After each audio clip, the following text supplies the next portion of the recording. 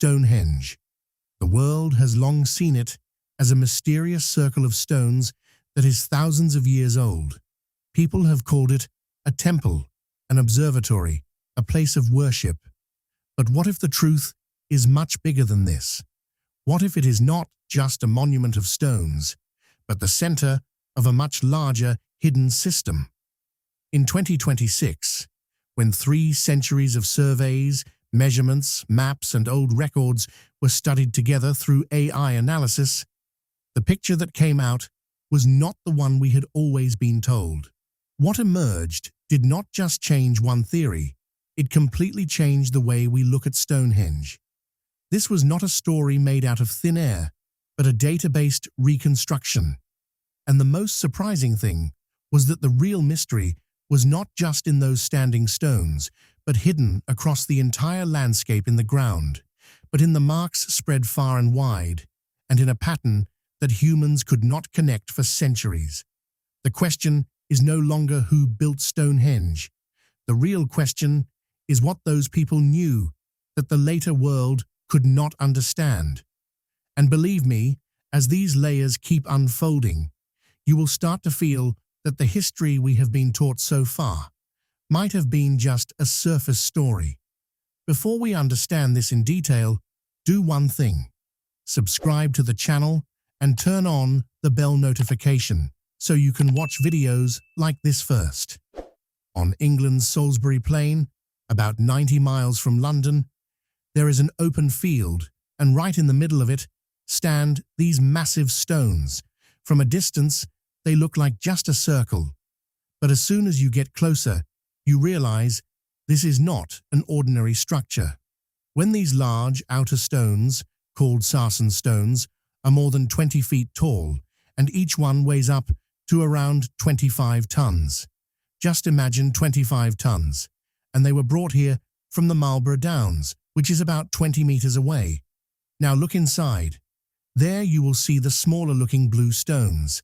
They seem smaller because the outer stones are huge, but in reality, these two can weigh up to around 4 tons.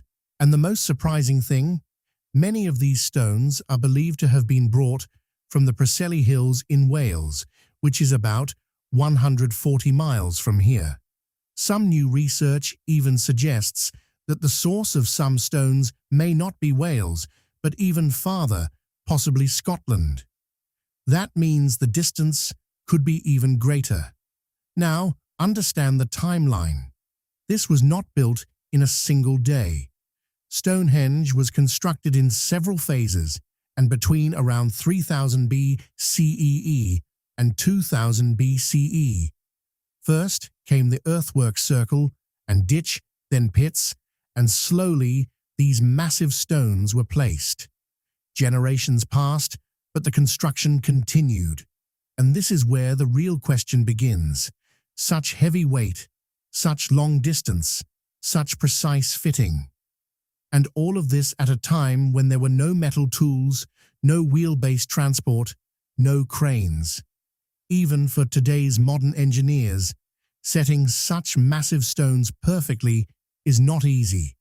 So, how was this done 5,000 years ago? This is where Stonehenge stops looking just beautiful and starts looking impossible.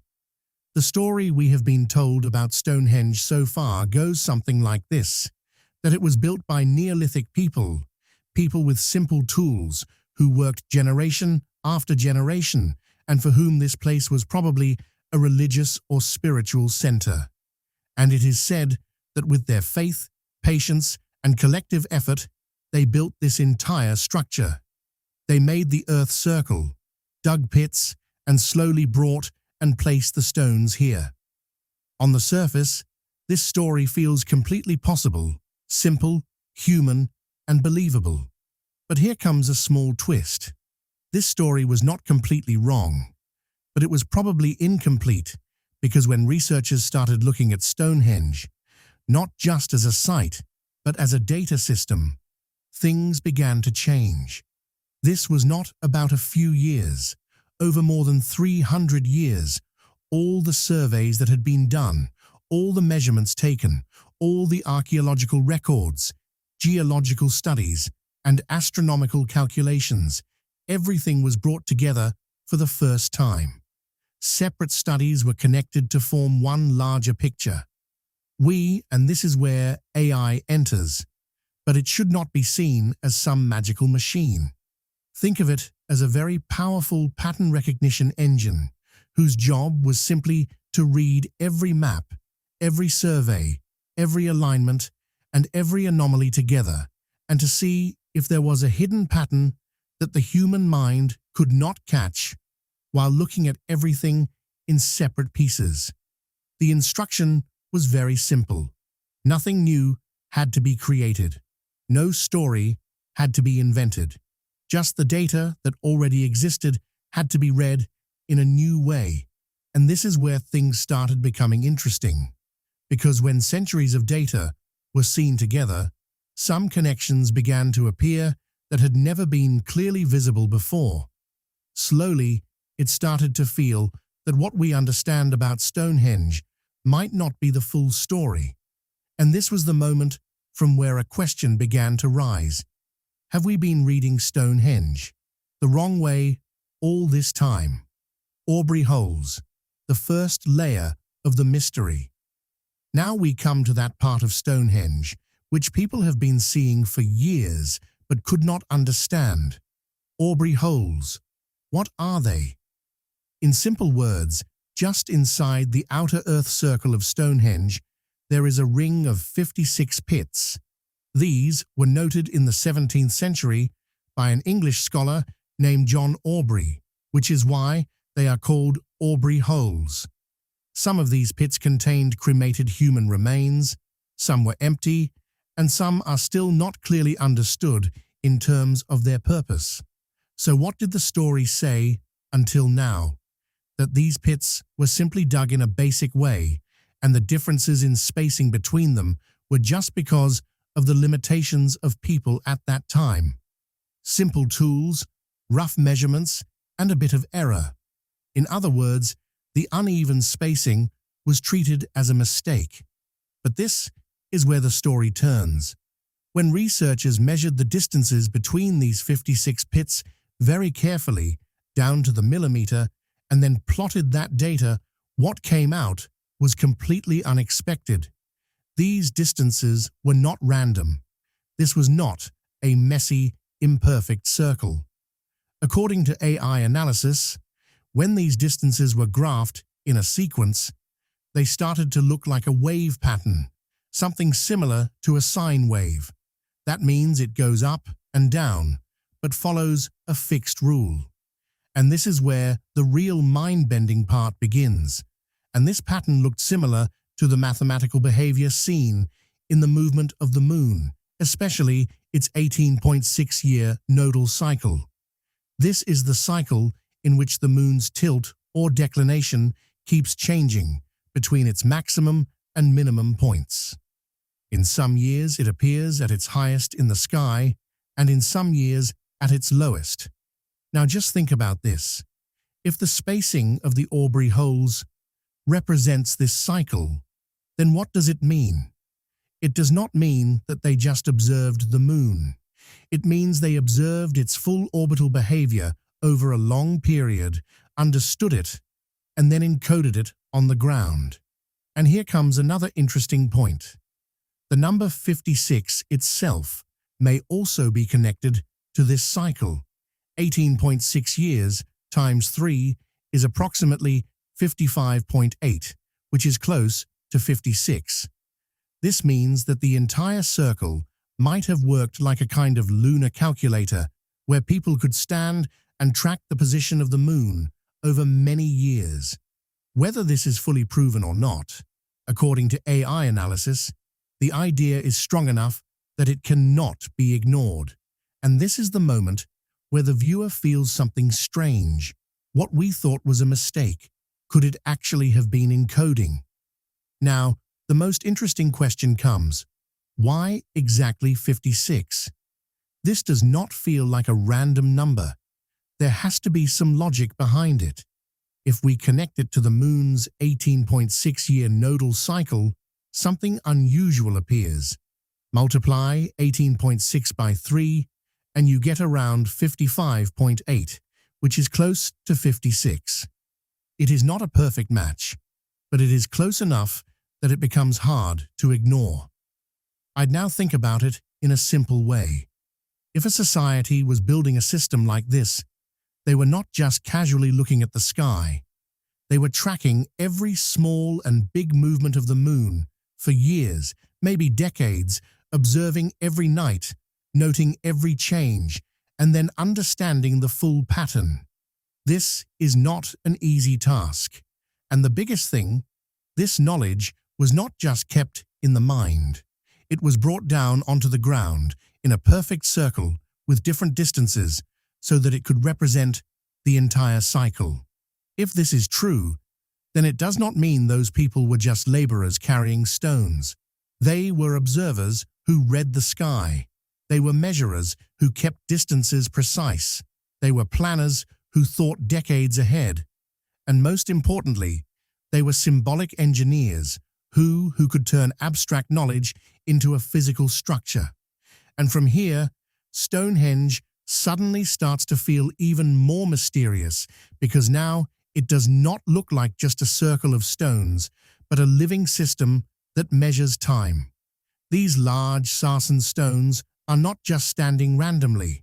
They are placed in a specific pattern. Their height, distance, angles, and the lintels placed on top. All of it comes together to form a closed circular ring. Earlier people saw this as just a structure, but when the entire layout was studied from the perspective of acoustic modeling, a new angle appeared. Some research suggests that the shape of Stonehenge and the positioning of the stones affect sound. That means if you stand inside and make a sound like clapping or speaking, it comes back in a different way. This is not a simple echo, but something closer to controlled reflection. Now this is where the shocking part of the script begins. According to AI-based analysis, when Stonehenge was in its complete form, with all stones properly in place, it could have worked like a kind of resonant cavity.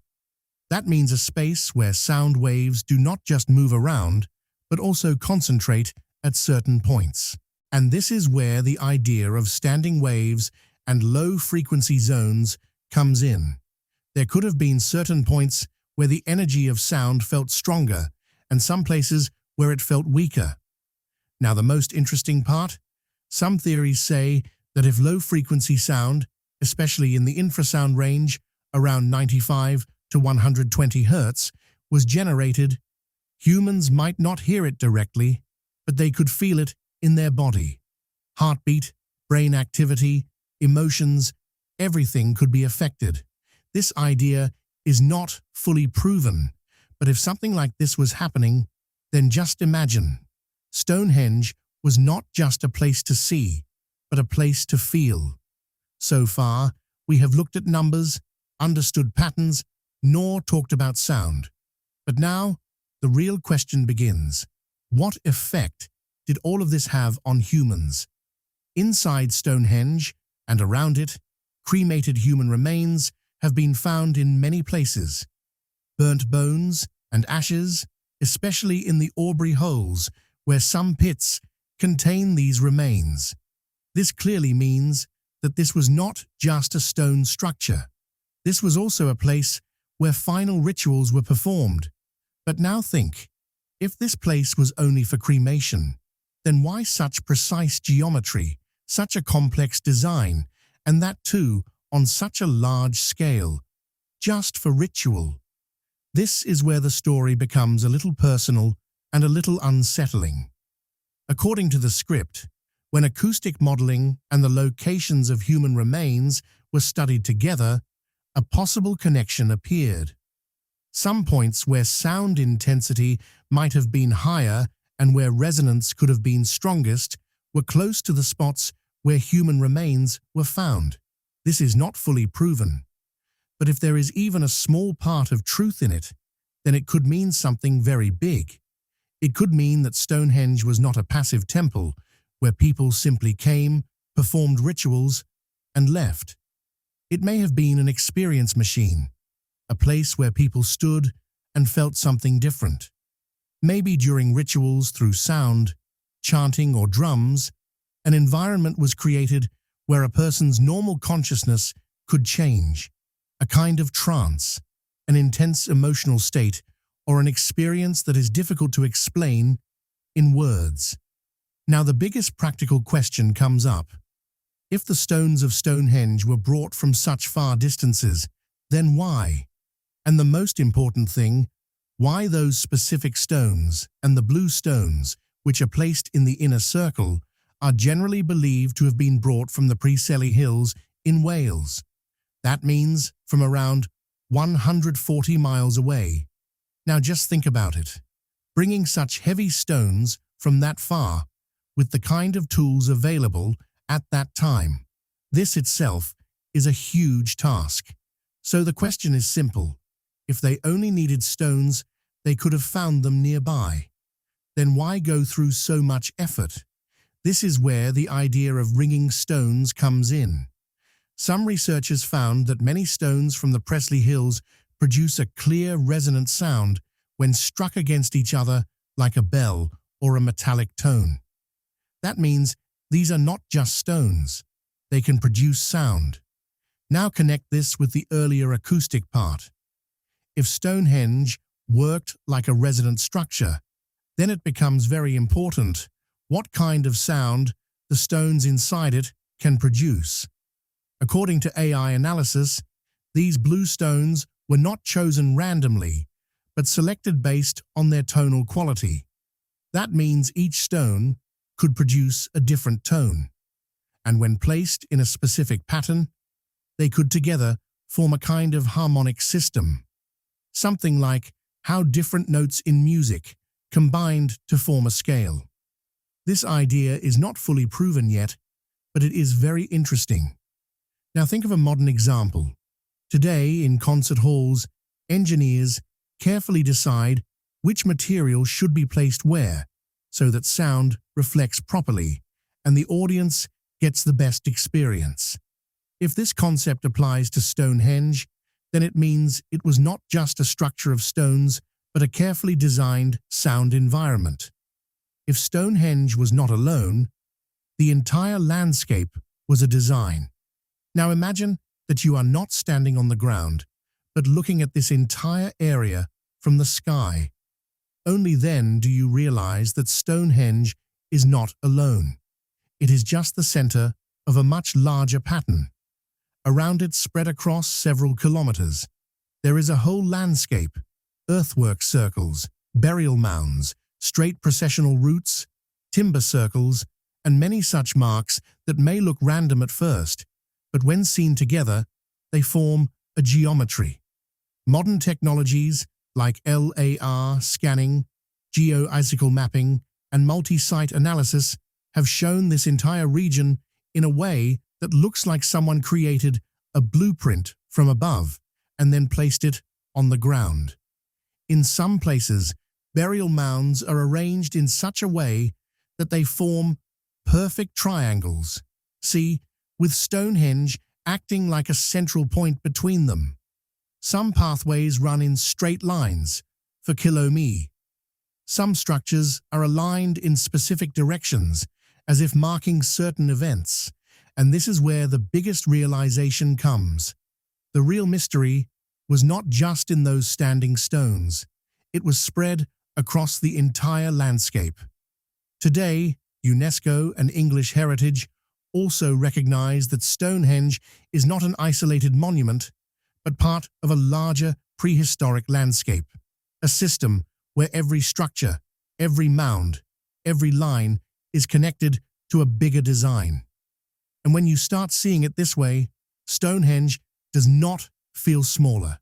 It feels even bigger because now it is not just a place, but the center of an entire plan. Until now, we used to think that Stonehenge was built first and everything else came later around it. But when the whole landscape was studied together, a completely different picture appeared. Some earthworks, burial mounds, and older marks. These are even older than the sarsen stones. That means the large stone circle we see today was not the beginning. It may have been the final part of the entire plan, which makes one thing clear. The blueprint came first, and the stones were placed later. Now try to understand this. If a design already existed beforehand, then the people who created it were not thinking just for their own time. This was not the work of a single generation. It continued for hundreds of years, maybe 500, even 1,000 years. So the biggest question that comes up is this: how did this knowledge survive for such a long time? Did they have written records that are now lost? Or was everything passed down through oral tradition, where each generation gave the next one the exact knowledge with precision? Or were there certain special people, ritual specialists, who understood this entire system and preserved that knowledge? And the most interesting thing was all of this maintained just by memory. Or did they have some method through which things like geometry and alignment could be repeated perfectly even without writing? Because what we are seeing is not random development. It feels like an inherited design, as if someone planned the entire system at the beginning, and the later generations were only working to complete it. And from here, a new realization comes. Maybe Stonehenge was not the beginning of a civilization, but the last trace of its knowledge. Even when the different phases of construction were studied closely, a strange pattern appeared. The earliest layouts, whether it was the placement of blue stones or the positioning of sarsen trilons, were more precise. Their alignment, their spacing, their symmetry, everything seems more accurate. But as time moves forward, this precision slowly starts to decrease. The later rearrangements do not show the same perfect balance. Some stones are slightly off in angle. Some alignments are not as sharp as before. According to the data in the script, the early stones had an average deviation of around 3.22 centimeters. That is almost perfect. But in the later phases, this deviation increases to about 12.7 centimeters. Now, this difference may seem small, but in such a large and complex structure, it is a big deal. Candid is not just the numbers. The stones themselves show signs of this. On some stones, different types of tool marks can be seen, as if different techniques were used at different times on the same stone. In some places, shaping was left incomplete, and years later, it was worked on again in a different way. In some spots, it feels like the builders were trying to understand what had been done earlier, but were not able to fully replicate it. Now, this is where the most emotional and deep point comes in. If a society is learning something new, its skill usually improves over time. But here the opposite is happening. This could mean that later generations were not creating something new. They were only trying to preserve an older design. They did not abandon the pattern, but they slowly lost the full understanding of it. And it is as if someone created a perfect system at the beginning, and the people who came later kept trying to repeat it without fully understanding how it was so precise. And from here, Stonehenge no longer feels like a construction project. It feels like a fading memory, a kind of knowledge that was once fully understood, but slowly became blurred with time. What was Stonehenge and why was it abandoned? Now, in the end, when we connect all these things together, the image of Stonehenge completely changes. The Aubrey holes, which once looked like simple pits, now appear to encode a lunar cycle. The pattern of 56, the 18.6-year cycle, and a tracking system that could run for decades. Then the stone circle, which looked like just standing stones, now appears like an acoustic structure that controls sound.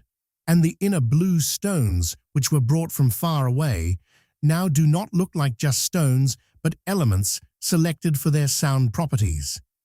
Then, when you step back and look at the entire landscape, earthworks, burial mounds, long routes, geometric alignments, it becomes clear that Stonehenge was not alone.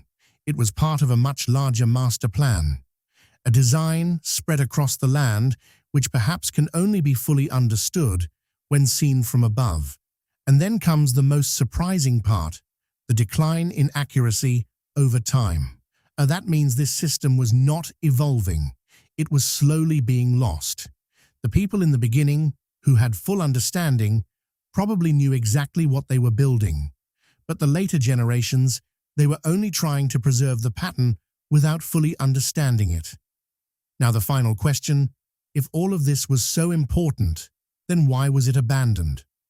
Around 1600 BCE activity at Stonehenge suddenly begins to decline. But this abandonment does not look like the usual way a place is left. Some stones were carefully laid down on the ground. Some parts were deliberately covered, as if nothing was being hidden, but rather preserved. It feels like they knew they would not be able to maintain this system any longer, but they also did not want it to completely disappear. And from here, a completely different possibility begins to appear. Maybe Stonehenge was not a temple, not just a place of worship. Maybe it was not even a machine, the way we understand machines today. And maybe it was not just an observatory either. Maybe it was an integrated system, where the cycles of the sky, the frequencies of sound, human rituals, time tracking, and memory all were connected together. Even today, official archaeology considers Stonehenge as a prehistoric ceremonial landscape, a place where different kinds of activities took place. But if we look at this entire pattern together, another interpretation begins to emerge, an interpretation where Stonehenge was not a beginning, but a final attempt, an attempt to lock fading knowledge into stone, as if a civilization realized that its knowledge was slipping away, and they encoded it into the strongest, most long-lasting material, stone, so that some future generation someday could read it again. And maybe today, after thousands of years, we are trying to understand that code for the very first time, because the real question is not who built Stonehenge. The real question is what they were trying to preserve. If you like this video, then subscribe to the channel so you can watch more interesting videos like this first and not miss